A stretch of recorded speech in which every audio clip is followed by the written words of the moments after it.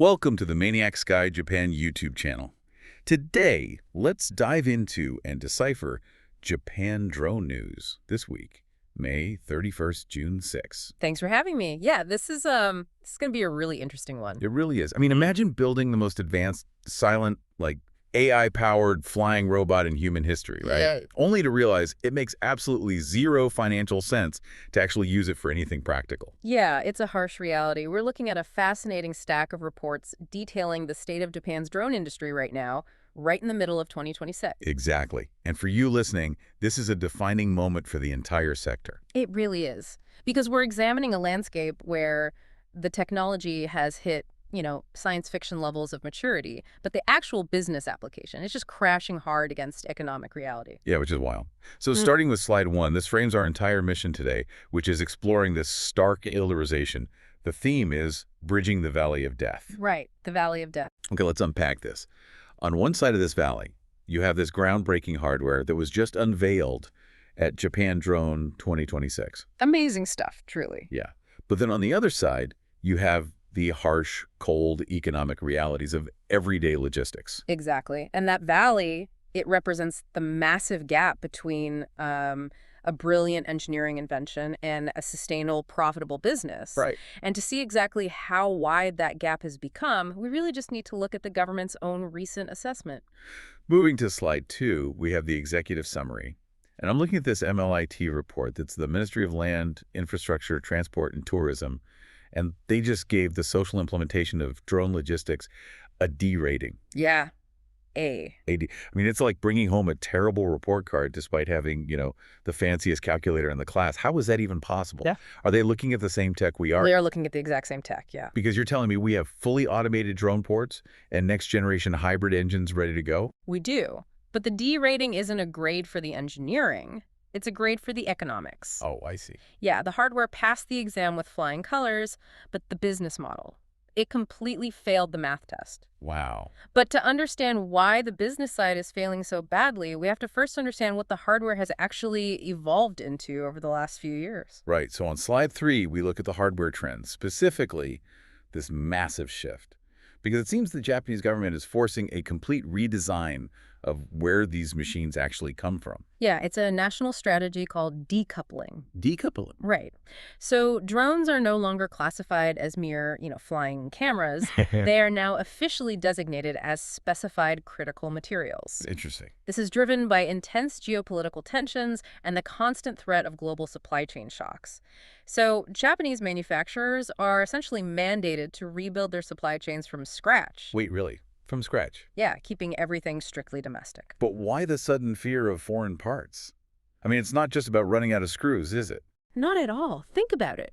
When a drone is inspecting critical national infrastructure, like, say, a power grid or a major dam, Right. you cannot risk foreign firmware possessing a backdoor that, sends sensitive data to an overseas server. Oh, wow. Yeah, of course. And you also can't risk a sudden trade embargo grounding your entire national fleet. So they have to ditch reliance on foreign components entirely to guarantee operational sovereignty. So it's basically like a farm-to-table restaurant, but for high-tech aviation, like a factory-to-sky kind of deal. They're sourcing every single microchip, every motor, every sensor locally, just to avoid those shocks. That's a great way to put it. And ProDrone is the perfect example of taking this to the absolute limit. Yeah. They just launched their Samurai Tech brand. And their new urban delivery model, it's called the PD6B-CAT. It boasts over 99% domestically produced components. Over 99%. Yeah, I can't even imagine the logistical nightmare of finding local suppliers for every single wire. It's a huge undertaking. And ACSL is doing something similar with their Soten drone, aiming to standardize domestic models for security work. Yeah, but building them at home is one thing. And that brings us to slide 4. Because making them fly far enough to actually be useful is a completely different beast. Exactly. What's fascinating here is how the industry is overcoming physical battery limits. Because the bottleneck of modern aviation is the lithium-ion battery. Right, they're heavy. Very heavy. If you rely purely on batteries, your drone can only lift so much weight and fly so far before, gravity and power drain force it down. Makes sense. So to shatter those physical limits, the industry is pivoting hard to hybrid VTOL systems. Okay, let's clarify that acronym for the listeners. VTOL stands for vertical takeoff and landing. So it takes off straight up like a helicopter. Yeah. But then how does it get its range? Right, so once it's in the air, the rotors tilt or it uses separate forward-facing propellers to fly horizontally on wings, just like a traditional airplane. Oh. And flying on wings generates aerodynamic lift, which is way more energy efficient than using raw rotor power to hover. Sure. But to power that long flight, they're actually mixing traditional liquid fuel with electric power. NITO, the new Energy and Industrial Technology Development Organization, is aiming for something massive. What are they building? By 2028, they want a 13-scale hybrid model capable of carrying 30 to 50 kilograms over a distance of 1,000 kilometers. 1,000 kilometers. Wow, that's essentially Tokyo to Fukuoka in one trip. Exactly. And IHI is taking it a step further. They're proposing a hybrid flying car with an actual gas turbine engine. Wait, I have to stop you. A gas turbine. I mean, we spent the last decade marveling at how stealthy and silent electric rotors are, and now we're circling back to strapping literal jet engines to our deliveries. It sounds crazy, I know. Are we just giving up and accepting, like Sonic the Hedgehog level noise complaints every time a package arrives? Well, it highlights a brutal, unavoidable trade-off. If you want massive range and heavy lift capability without spending billions to build charging infrastructure everywhere, you absolutely need the energy density of liquid fuel. Yeah, I guess you can't cheat physics. Right. The pure electric dream for heavy logistics kind of hit a wall. So hybrids are the pragmatic, if much noisier, solution. Flipping over to slide 5. So if a massive heavy-lifting drone flying 1,000 kilometers is our physical goal, the immediate bottleneck becomes human attention. Because you cannot have a human pilot staring at a control screen for a 1,000-kilometer flight. Absolutely not. So how's the industry solving that? That brings us to the invisible infrastructure, full autonomy. Drones are replacing human labor, operating seamlessly without anyone holding a controller. Okay. Take the Skydio dock for X10. This is an IP56 rated dock, meaning it's virtually impervious to dust and heavy rain. It's a completely automated system for 247 security. So it just runs itself. Completely. The drone lives inside this rugged box, deploys on a schedule, conducts its patrol, and docks itself to recharge. No human operator on site whatsoever. And while they're up there operating autonomously, the data they're capturing is insane. I see here Fujifilm is mounting a 102 megapixel large format camera, the GFX series, onto these drones. It's massive resolution. Just to put that in perspective, for you listening, that is astronomical resolution. Why do you need 102 megapixels from a moving drone? Are they trying to read, like, the serial numbers on a padlock from a mile away? Well, it's all about feeding the AI. They use that high-fidelity data to create hyper-accurate digital twins using a technique called 3D Gaussian splatting. Okay, 3D Gaussian splatting. You're going to have to explain that one to me like I'm 5 years old. Sure. Think about traditional 3D modeling like building with Lego bricks. It's rigid, blocky, and takes immense computing power to render complex shapes. 3D Gaussian splatting throws that old method out. Instead, it takes these ultra-high-resolution 2D photos from the drone and basically splatters millions of colorful, blurry dots, the Gaussians, into a virtual 3D space. Oh, I see. The AI then calculates how light passes through them, blending those dots together until they form a perfect photorealistic projection of the environment. You can pan around it, zoom in, and it renders incredibly fast. So for the listener, this matters because instead of hanging off the side of a bridge with a safety harness to look for microfractures in the concrete, the drone captures the data, the AI splatters it into a perfect virtual replica. Yeah.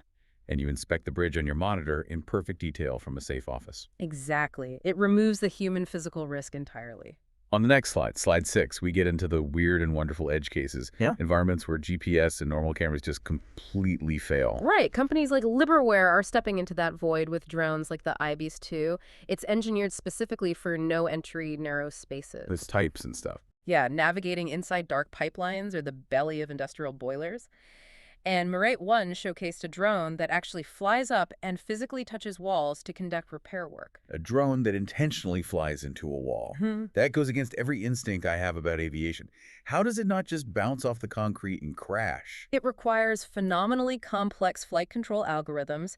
It has to perfectly match the thrust against the wall's resistance, pressing hard enough to test the concrete, but not so hard that it destabilizes its own rotors. That is wild. But of course, in these tight spaces, crashes do happen. happen, which is why TED unveiled what might be the ultimate failsafe. Oh, the 11-gram transmitter. Exactly. A 920 megahertz transmitter built specifically for level 3.5 beyond visual line of sight flights. Let's clarify that jargon. Beyond visual line of sight, BVLOS. Yeah. I know level 4 means flying over populated areas without seeing the drone.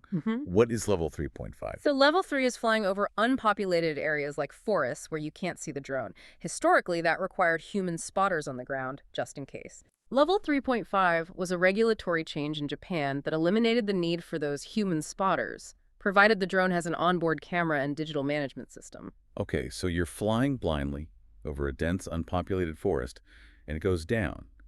How does an 11-gram transmitter, which weighs as much as, like, 2 grapes, broadcast a signal for 2 straight months to help you find it? It acts more like a deep-sea beacon. It has an independent battery, it sleeps for long intervals, and then fires off microbursts of location data on that specific 920 megahertz frequency, which is excellent at cutting through dense foliage. So it just sits in the woods, waking up occasionally to whine and whisper its location for 2 months until a recovery team tracks it down. It's like the ultimate high-tech game of hide-and-seek. It really is. But when you're flying expensive, domestically sourced components, you can't afford to just abandon them. Definitely not. Looking at slide 7, we see a wild contrast in how swarm technology is being applied. It's the ultimate dichotomy. For the public, the most familiar social implementation of swarm algorithms is entertainment. Companies like Redcliffe are doing these highly visible drone light shows. Hundreds of drones, totally wireless. Pure magic. But then you look at the military applications being showcased by Taiwanese companies. And they are wire-guided. They literally trail a spool of fiber optic cable behind them. Yes. Here's where it gets really interesting. Civilians demand wireless freedom. But the defense sector looks at modern electronic warfare and says, no, put a physical leash on it. They're going backwards to a literal wire to create the most advanced, unhackable drone. That's the why of it, exactly. The environment dictates the tech. A wireless swarm is great until an adversary scrambles your frequency. A physical fiber optic wire completely neutralizes electronic jamming. Makes total sense. You know, speaking of seamless connections and communication, please let me know your thoughts in the comments, leave a like, and don't forget to subscribe. Even though I'm an AI, your support really boosts my motivation to improve my pronunciation and create better content for you. Definitely leave a comment, folks. All right, moving on to slide 8. Let's talk about that D rating from MLIT we mentioned earlier. We've got 102 megapixel digital twins, unhackable wire drones. Why the failing grade? Because of the Valley of Death. The government target for fiscal year 2030 is 1,496 active social implementations of drone logistics. Okay, nearly 1,500. How many did we actually hit in FY 2024? A total of 13. 13. That's not a gap. That is an abyss. Yeah. Why is it failing so badly? It's the core economic failure. Right now, the model is 1 pilot per drone, paying a human operator to monitor a single drone carrying a small package.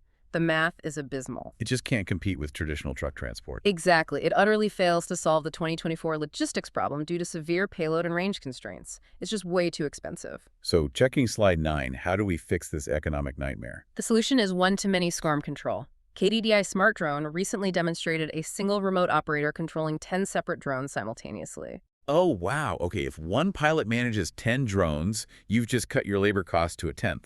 Exactly. And to further cut costs, you eliminate ground staff. I see Eames Robotics has a 24-hour automated drone station. Right. It securely receives and stores packages without human ground staff. Which is honestly a relief. I mean, nobody wants a drone awkwardly hovering outside your window waiting for a tip, right? Yeah, that would be terrible. Well, package delivery figures itself out. Slide 10 shows us where drones are undeniably saving lives today. Disaster response. This is where it shines. Blue Innovation has their BEP Port Disaster Prevention System, and it integrates with J-Alert, the national warning system. So an earthquake strikes, the alert goes off. Yeah. What happens? It automatically launches drones within 1 minute of the national emergency alert, and they can survey a 10-kilometer coastline in just 7 minutes. With zero human intervention. Zero. It accelerates decision-making and prevents human responders from having to enter dangerous secondary disaster zones. That is incredible. And slide 11 is where the government's true genius comes into play. Yeah. I'm looking at this Flycart 100 drop by Torbizian and DJI. Yes, delivering 50 kilograms of water and a Starlink Mini to isolated areas. Wow. And if we connect this to the bigger picture, This is MLIT's phase-free strategy. Phase-free. Explain that for us. They're providing 10 million yen disaster training subsidies. The master plan is to build drone ports and air corridors for disasters first, utilizing government budgets. Right. And then they transition them into commercial logistics infrastructure during peacetime. It's like building a massive state-of-the-art ambulance lane and then realizing, hey, you can use it to deliver pizzas when there's no emergency. Use the disaster budget to bridge that valley of death. Precisely. It's a very smart way to fund the infrastructure. But to do all this, as slide 12 shows, the rules are getting incredibly strict. Very strict. As of the June 5, 2026 updates, there are severe national exam criteria demanding a commercial aviation level safety culture. Failing vocal safety checks, literally speaking out loud to confirm systems or making log errors, results in a massive 10-point penalty. Yikes. Slide 13 looks at the airspace itself and why these rules matter so much. Yeah, take the cautionary tale of Vietnam's Noi Bai Airport.